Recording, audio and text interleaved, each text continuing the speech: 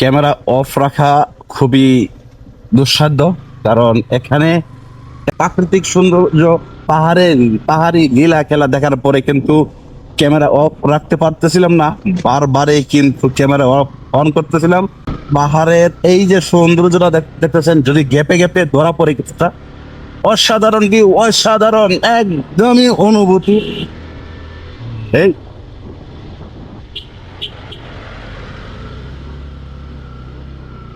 আচ্ছা, যাই হোক, এই যারা হলো আমরা বেশ সময় যাব চলতে চলতে কিন্তু এখন এই পর্যন্ত মাত্র 6 কিলোমিটার রাস্তা পার করতে পেরেছি।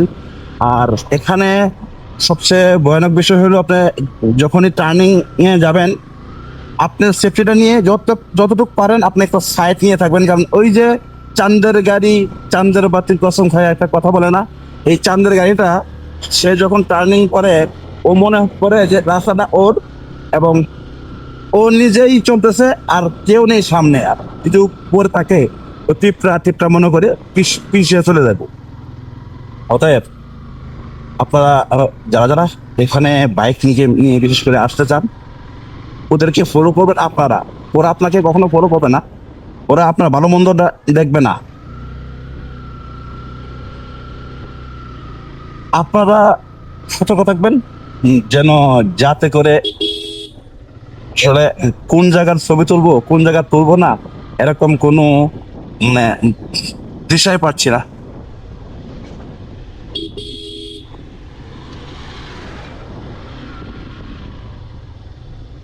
Right?